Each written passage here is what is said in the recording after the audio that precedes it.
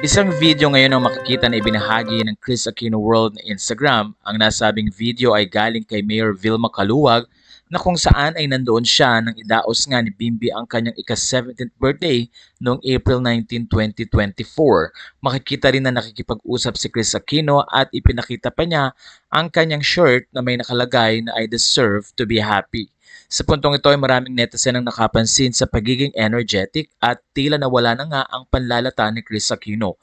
Doon ay full of life si Kris Aquino kaya naman nakadama ng pag-asa ang mga netizen pati na rin ang mga fans ni Kris na patuloy nagagaling si Kris Aquino sa pamamagitan ng maayos na medication at mga taong patuloy na tumutulong sa kanya para mapadali ang kanyang pagpapagaling.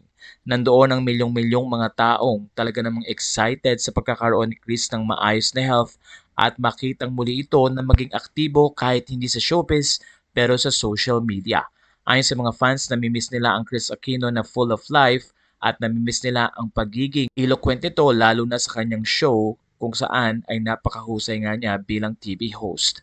Well, sa pagkakataong ito, mas priority ni Kris na maayos din ang student visa ni Bimbi para pagpatuloy nitong pag-aaral sa Amerika at tuluyan din ang pagpapagamot ni Kris. Ayon sa mga fans, mukhang madidelay pa ang pag-uwi ni Kris sa Pilipinas dahil may mga gamot si Kris na hindi available sa ating bansa. Pero dahil na rin sa mga ipinopost ng mga kaibigan niya, nakikita ng mga fans ang maayos na lagay ni Kris at mukhang open na rin at mas maraming kaibigan niya ang patuloy na nagtutungo upang bisitahin si Kris. At isa na nga dito ay si Mayor Vilma Caluwag na ayon kay Kris ay hiling niya na makita nito at dalawin si Joshua Aquino sa Pilipinas. At dahil dito magiging masaya si Kris na magkakaroon siya ng update para sa kanyang anak. Kaya naman ayon sa mga fans, nagpapasalamat sila sa video na binahagi ni Mayor Vilma Caluwag, ang bagong kaibigan ni Kris Aquino. Hi! What does it say? You deserve to be happy. We're very, very happy with our friend. 1 year ago. 1 year ago?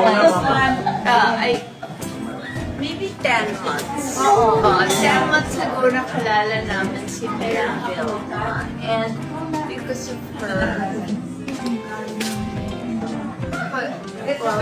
so malapit lang eh.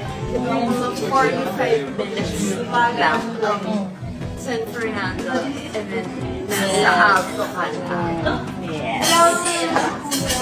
Yes! Kuya, kasi si Kuya dinalaw ka na. Yes! I will.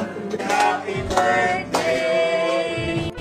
Happy birthday to you!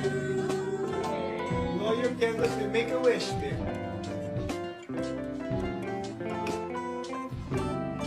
Happy birthday, Bim. Say Thank you!